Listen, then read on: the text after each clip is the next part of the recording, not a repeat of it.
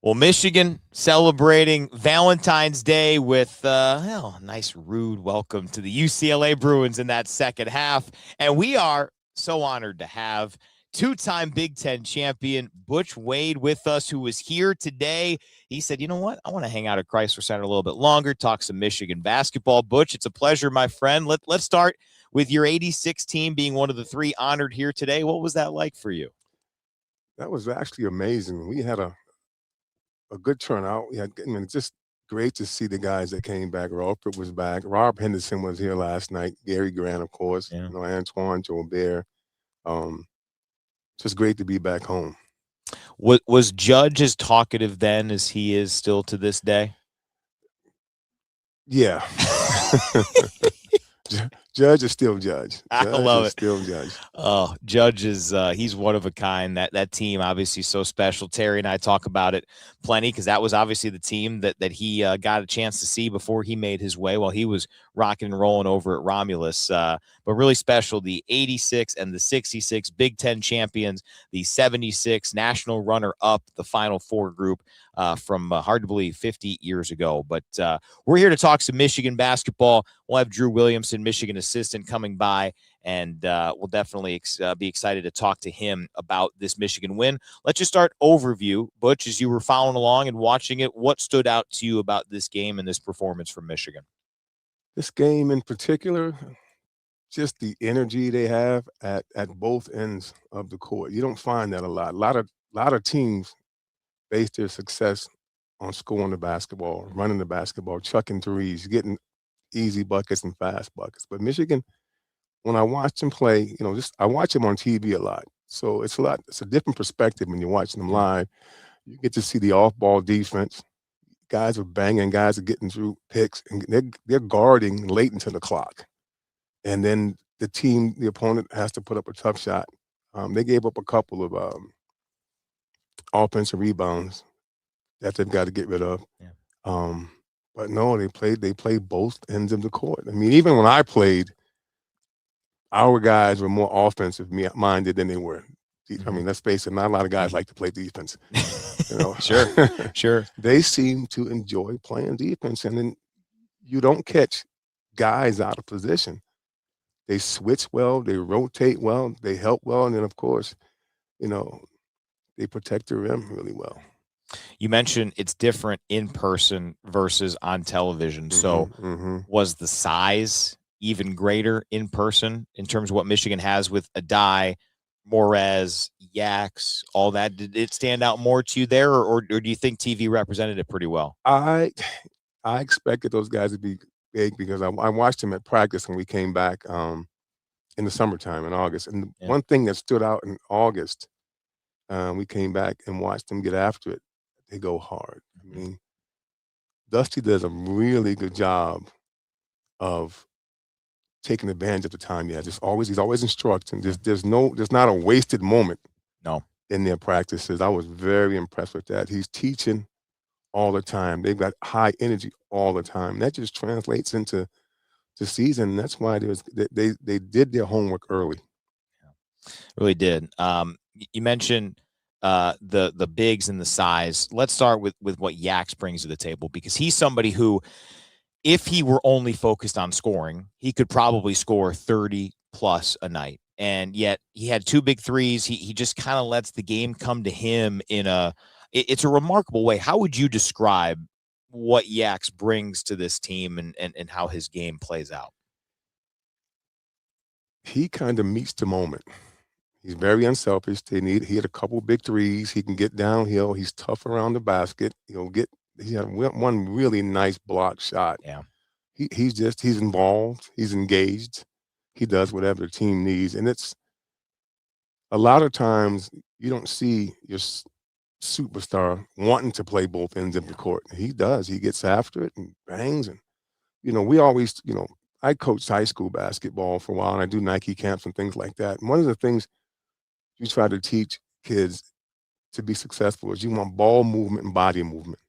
And they do that really well. They don't have any ball stoppers. You get some teams, ball gets to them, and that person, it just dies. We used to say the ball goes, the Brian, you got two choices. Yeah.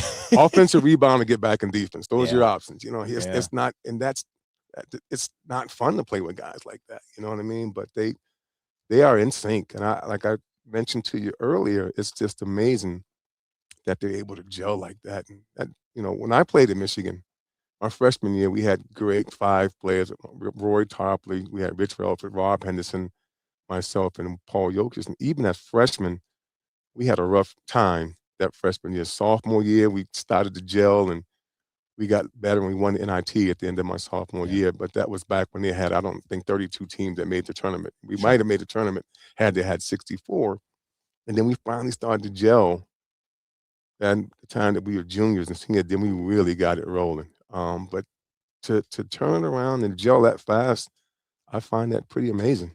It probably speaks to your point earlier about the fact that, you know, Michigan in that August practice, they still do it now. They are so dialed in, every minute counts because, you know, player development takes a different level, right? You've got guys in this program who've been here for a while. Will Cheddar, his 5th season, Nimari Burnett, his 3rd, but it's not his first college stop. You know, going in, like, it's table stakes these days where you are not going to have every single player for that full 4 years of eligibility. So you have to maximize that time. And I think that speaks to the evolution of the game. We can sit here and talk about portal and all of that. But the reality is, you know, you have this team for this year and you got to take advantage of it. And Dusty and his staff have done an amazing job. They're all on the same page. There's nobody looking for the glory. You know, the ball finds the open person. It's just, it's fun to watch. And it looks like they're all having fun out there. Yeah, it's cool because I was talking with Lisa Nicholson, our good friend, who I think this was the best response to an alumni weekend ever, from what at least how long she's been around. We will not say how long Lisa's been around, but and she does such a great job with it. But the fact that it is such a likable product, it's such a fun brand of basketball. Obviously, you and the 86 team and the 76 team and the 66 teams, you know, that it's an anniversary year. That's one thing. But there were hundreds of former alums, former players, former people who donned that maize and blue. People want to come out here. And 2 years ago, that was not the case. And Coach Howard and that team, they had some runs. They had an Elite 8. They won a Big Ten championship. But to bounce back from 2 years ago as quickly as they have is incredible. That's so true.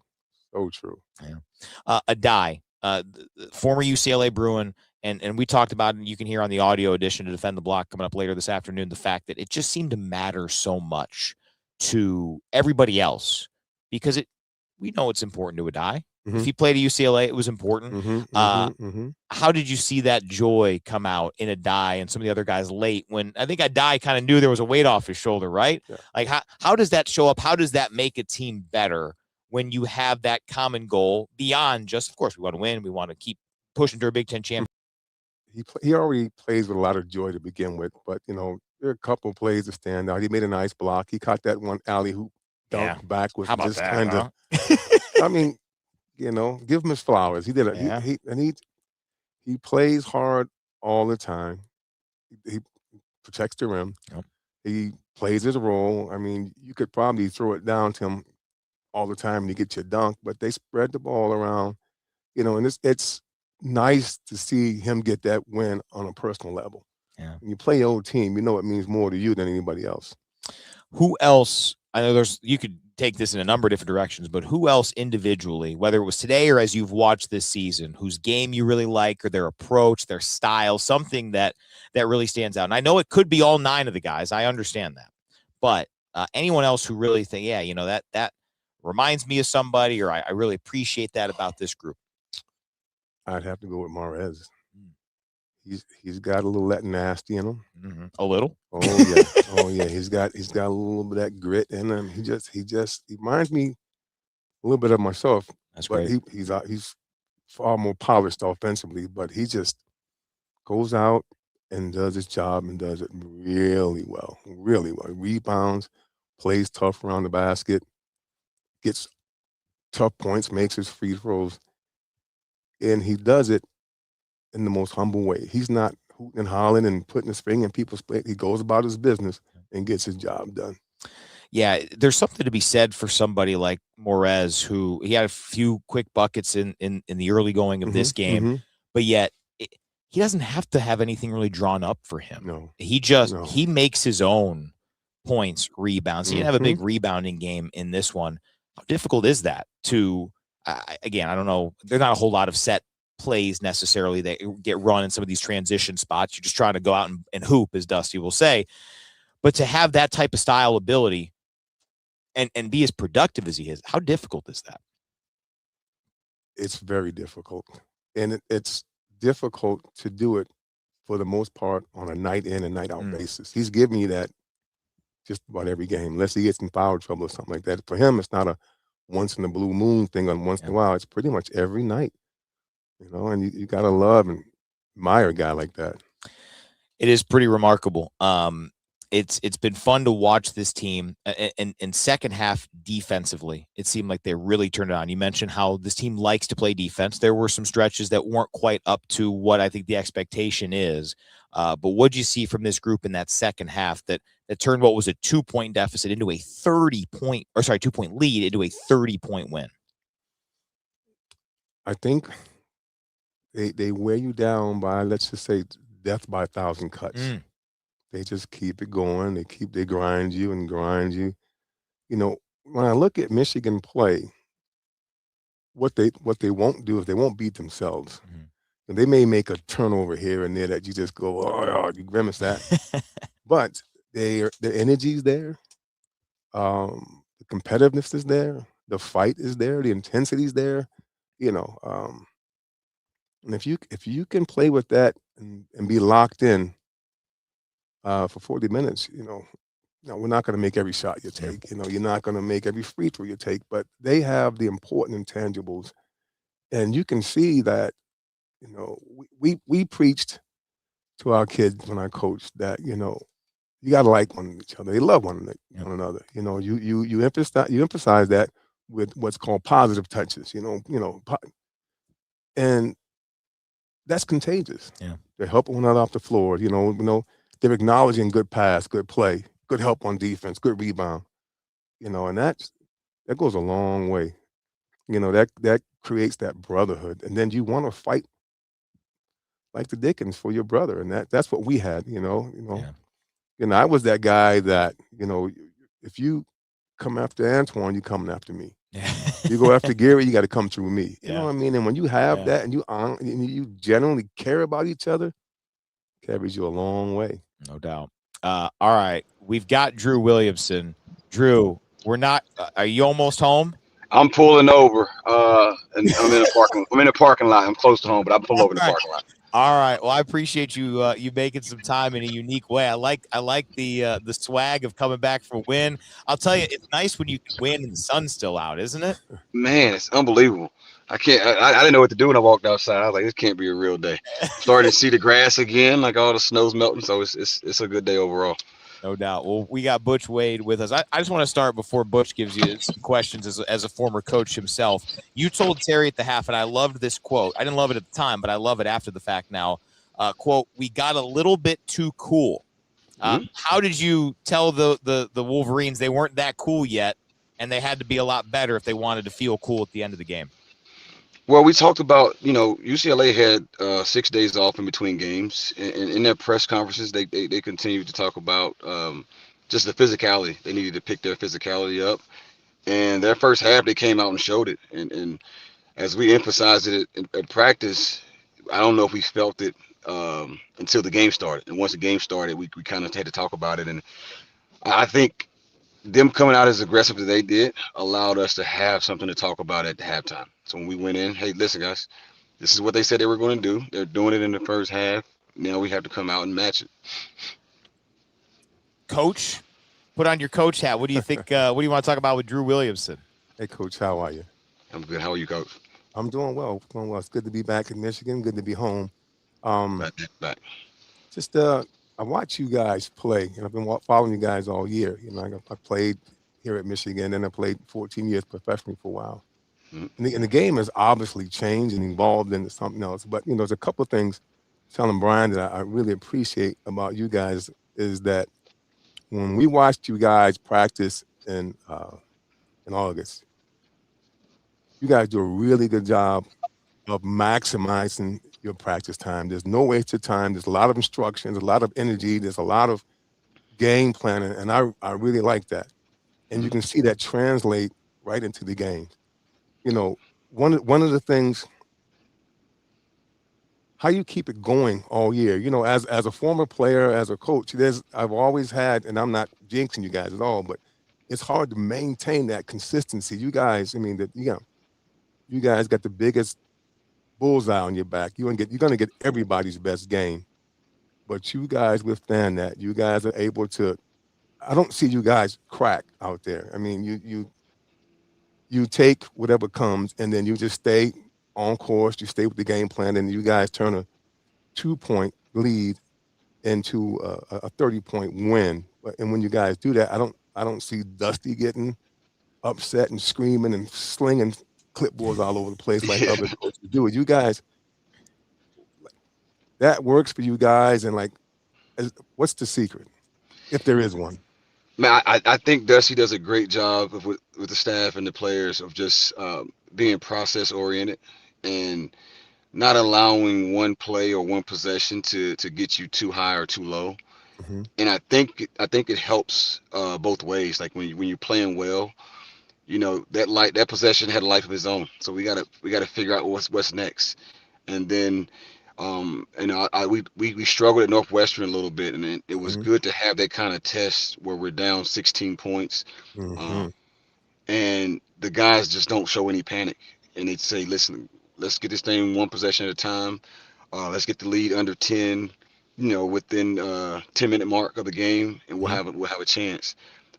So when you hear your players start to echo what coach is saying and what the coaching staff is saying, you have a full buy-in of the entire group. And when you have that, you just kind of lean into the guys, and so you kind of know the locker room is being the things in the locker room being said are the same things that we talk about, from day one when we went on our first, team retreat Hmm. early in the Hmm. year. So it's been good to see these things come to fruition, and I think our team has just grown through like a little bit of adversity, but also playing really well, and teams doubting us, and then people saying we're the best team ever, and oh, they're not that good. And I think you get too high or too low, those things get tricky a little bit throughout the course of the season.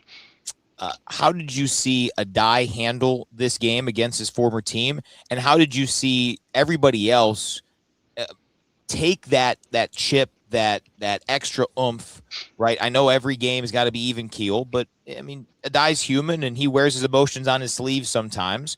And it seemed like it meant a lot to everybody else Yes. because it had to have meant a lot to Aday. And that's talk about a secret sauce when you have guys who have your back. We talk about you don't have to have your best day every day because this player can come in and do X, Y, and Z also.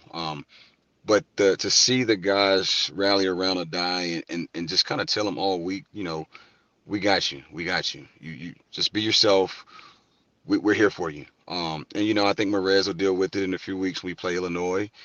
But just to see the connected group that we are and how they believe in each other and how they want to make sure each other is successful, and then the joy they have when somebody else is doing well. Anything else for Drew there, Butch? Yeah, just on that point where guys are happy for each other. I was just telling Brian earlier that when you watch you guys live, you get a different perspective than you can do from TV. I watch um, when guys come out of the game, they're happy for the other guy. The actors coming out. You guys are happy, just laughing, high five. They're happy to see the other guy coming. You don't see that a lot um, between on some teams where guys are coming out. And body language Yes. speaks volumes when you watch Hmm. a player, how he comes out or he's in timeout, he's not. But I don't see that. You guys do a really good job of having a great atmosphere. Um, is that something you guys preach or teach, or that just happen naturally? Uh, we communicate through other guys and a lot. I mean, Coach May does a great job of if somebody makes a pass or makes a really good screen, and the person that makes the shot in practice, we celebrate the screener. We celebrate the passer. It's Hmm. always three or four different things that happen within a play that nobody sees. And all you see is the made basket. Whether it was a screen, it was a pass, it was a cut that got this guy open. And we spend so much time watching film and celebrating those cuts or those screens where, again, it's a thing where the guys have bought into it, and a lot of guys will make fun of it in practice. If they make a screen that basket was because of you, because you screen. And so when you start hearing them joke about it and speak on it, it's working. And again, we can put the film on right now, and Elliot Cadeau or Yaxel, anybody can look at the film and say, hey, this basket was made because Roddy Gill made a great cut and got Nimari a wide open shot. And so you just have to have that appreciation for each other, that you didn't do it by yourself. Like, regardless of what may happen or what they may say, like, it was, a couple other things that happened that made this play work for you, and you got the points, but it was a screen assist or cut that got you open. A couple more before we let you go, Drew. The Northwestern game on Wednesday was a spot where, LJ was hot and Dusty and the staff, y'all rode him, right? Bring us home, finish it off. This game felt like more of what the ideal setup is, where LJ, Elliott, Nimari, who got going with dunks and then started to hit some threes. Trey continued to play well. The backcourt in particular, was this a good indication of kind of what you expect, especially second half, of everybody in that group? Roddy had a big three and played great defense again, right? I mean, he's a do-it-all kind of a guy. It felt like Wednesday was, hey, we got to find a way. We're down 16. This felt more of kind of the goal of what you want out of that backcourt. Is that fair? That's fair. I think they all have a unique gift that they bring to the team. I mean, I think Nimari and Trey's shooting, Nimari being just a veteran, I think Trey's defensive physicality, Roddy's being able to being a connector, cutting to making cuts and making the right play for us, and then Elliott and LJ just being able to create for themselves and others. So you have a group of guys who all bring a different skill set, and again, back to just being happy for each other's success. They really are excited about when the other player is playing well. And hey, it might not be my night, and I got to get better, but right now it's about our team winning. And I think being able to see Elliott's excitement for LJ last game at Northwestern kind of lets us know that we're on the right track with our team and our season. We feel like we can really do some special things, but you never know, because around this time of the year, teams become, they break apart a little bit. But to be able to see that and those guys to be super excited for LJ last game, let us know that we're on the right path, guys. They believe in what we're saying, and they believe in each other, and they're extremely happy for each other's success. I'll let you have the last word, Butch. Yeah, Coach, I got just one thought, one last question. You guys have had a lot of success, right? So a lot goes into that. You've obviously created a good culture within the team, in the locker room. We know that's very important. Now you may go to number one. You'll have the biggest or a bigger target on your back, right? So how do you proceed forward? And this is super important. How do you avoid all the outside noise? Because it's coming. Yeah, it'll be a challenge. I think, the biggest challenge with that is you spend, 2 or 3 hours with these guys a day, and then they go home and they have, the family members or, agents or other coaches, and you don't know what the message is what they get from them. So you try to spin and you try to make sure you pouring into our group every time you can, and just talk about, like, it's enough out here for all of us. Let's continue to kind of do it together, because at the end of the road, we all get what we want if we achieve our team goals. It's a tough week to be number one, because we go to Purdue and then we got Duke next week. So it won't be a time to celebrate, because we got, this will be one of the most challenging weeks of probably anybody in the country's season so far. So we're excited about it. The thing of it is our biggest goal is to be number one in April. And we have to make sure the guys understand that it's a great accomplishment of what we've done so far, but it's something bigger out there for us, and we just have to keep moving forward. Well, on Valentine's Day, you hung out in your car in a parking lot for more than 10 minutes. So our apologies to your lovely wife, Lauren. I hope you get a chance to enjoy some time with her tonight. I know you'll still probably be watching some basketball and getting ready for Purdue, but I hope you get a little bit of time away. Will do, man. I appreciate you guys. All righty. Appreciate you, Drew Drew. Williamson, safe travels, man. Go Blue. Turn that phone off. Go Blue. There's Drew Williamson. So thankful for his time, as always. Great stuff from him. We'll wrap up with a few comments and thoughts here because we've got some folks in here, including Willowbrook. Butch Wade, one of my favorites from those teams in the 80s. Craig asking, how have I pulled so many all-star Michigan men for the post-game pod? That is because of our friend Josh Stoller on the alumni relations side of things. We appreciate Josh and his great work. Our first in-person, which has been outstanding. Lynn saying, glad to see you. We're glad to have Lynn along for the ride. And Willowbrook saying that Northwestern game was incredibly important. Future games and situations will bring the medal that game produced.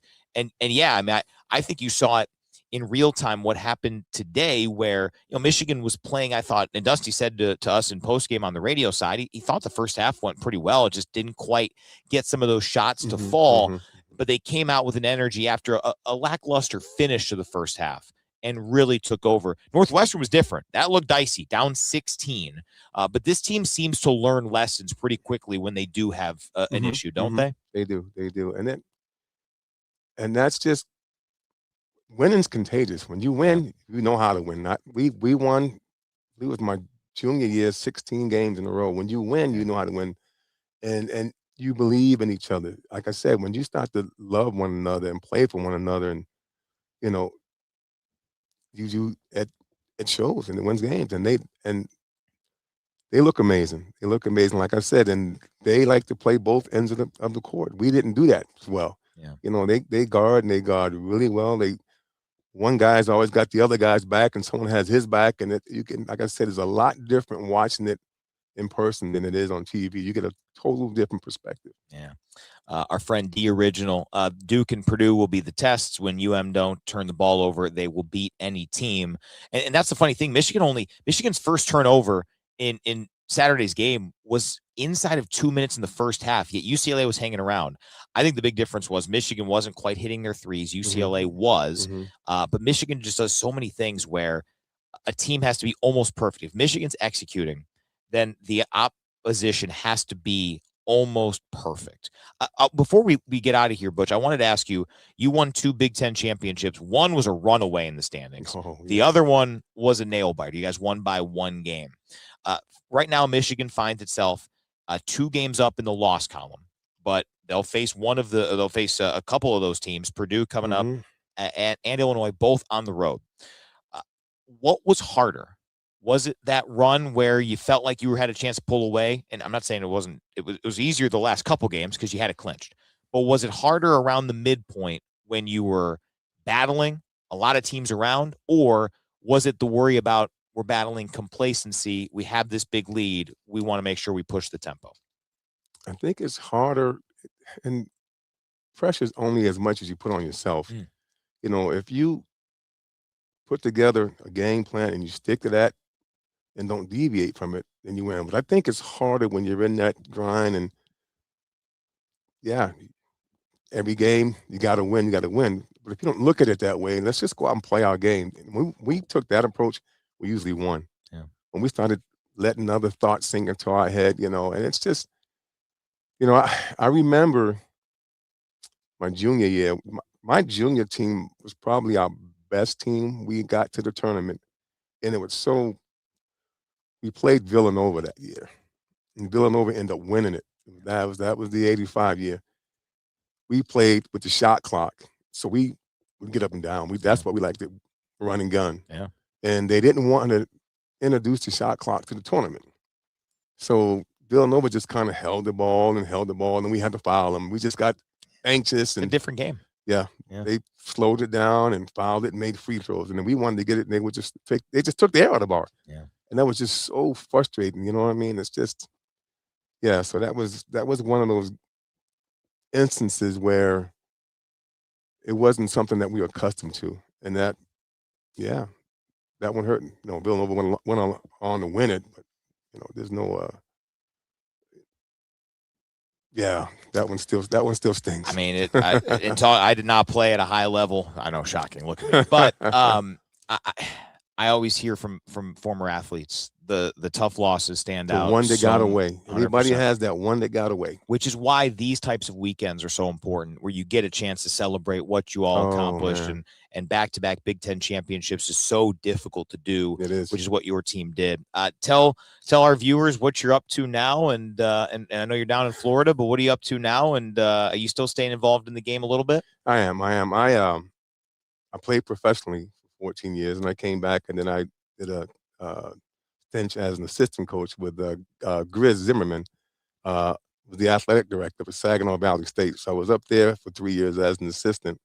Then I moved to Florida, ended up taking a teaching job and a coaching job down there, and I coached all of 17 years. And I had ankle replacement about 3 years ago. Took a year off and kind of liked it. So they wanted me to come back and coach. And I said, well, I'm not going to dedicate myself and devote myself to full time.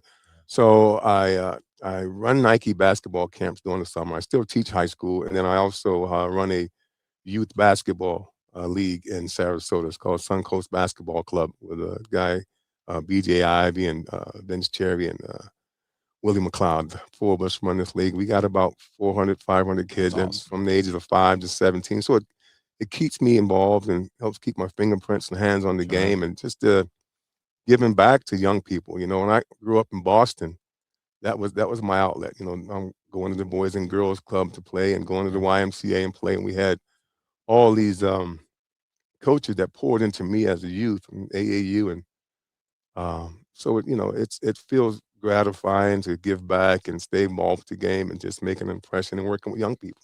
I really enjoy it. It's awesome. Well, for all that you've given the game, I'm so glad you and your former teammates and the 76 team and the 66 team got a chance to get their flowers. And I just hope that, and I feel confident that this 26 team is going to get their flowers. The question is how many flowers, because there's multiple banners that could potentially come from this year. That's a sign of a special group in mid-February. Butch, can't thank you enough for hanging out. The first in-person one. Thank you for having me. We haven't had many people who are at half court during halftime and then join us here in our studios post game. So thanks to him and the nearly 100 live viewers right now. We'll have the audio edition of Defend the Block coming your way in about an hour or so. Thoughts from Aday, Yax, Nimari, Coach May, all of that. But Butch, thank you, sir. Go Thank Blue. You. Always go Blue. There you go. There's Butch Wade. I'm Brian Bush. Thanks for watching, everybody. We'll be with you for a fun week coming up at Purdue on Tuesday. Thanks for following along, and go Blue.